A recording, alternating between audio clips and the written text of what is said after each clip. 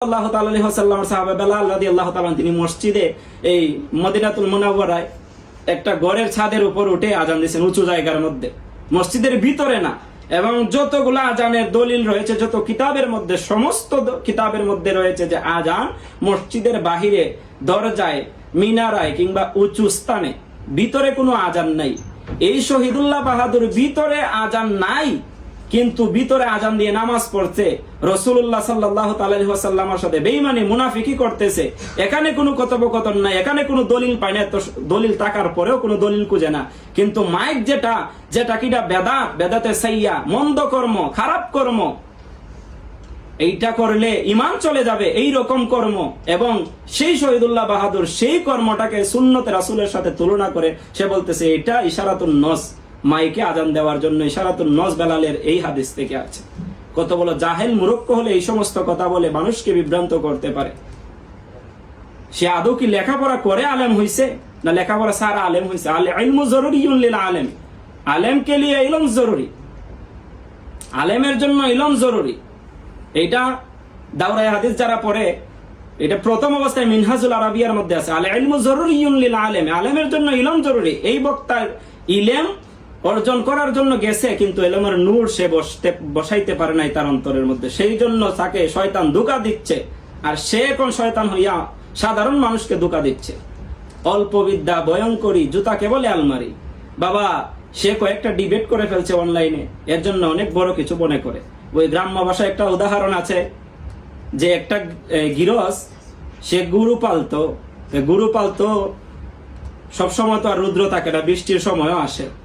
যখন বৃষ্টির সৃজন আসলো, বৃষ্টির সময় আসলো, সকালবেলা গোয়াল ঘর থেকে গরু যখন গৃহস্থ বাহির করে নিয়ে যাচ্ছে, খুব মনোযোগ দিয়ে শুনবেন আমার এই কথাটা, গরু যখন গোয়াল ঘর থেকে ছেড়ে বাহিরে নিয়ে যাবে, তো বৃষ্টি পড়ার কারণে মাটি নরম, তো গরুর পা মাটির মধ্যে দেবে গেছে। তো মাটির মধ্যে দেবে যাওয়ার কারণে একটা গর্ত হয়ে গেছে। তো সেই গর্তটা আবার বৃষ্টির পানি দিয়ে ভরপুর হয়ে গেছে।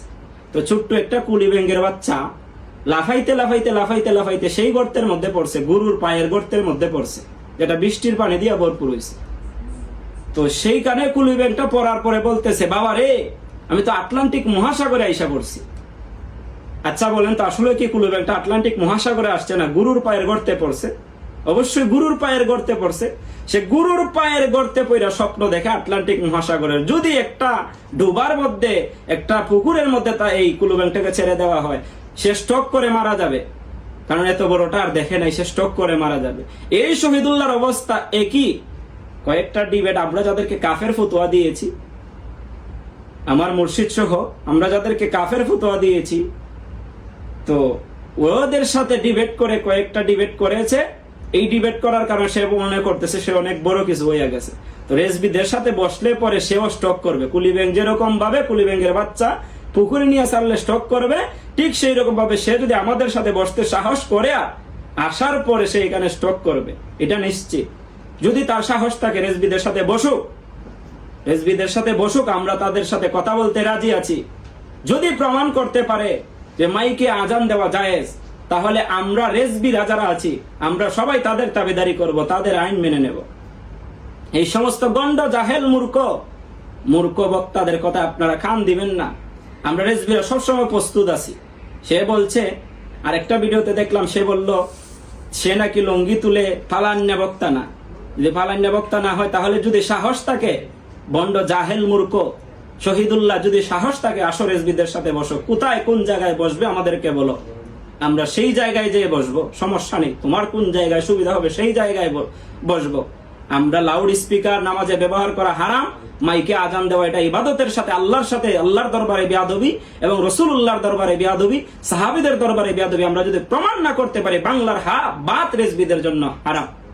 আসো, ওপেন চ্যালেঞ্জ, তুমি কখন কোথায় বসবা, আইসো। তো আমি আপনাদের কাছে অনুরোধ করব, মিল্লাতে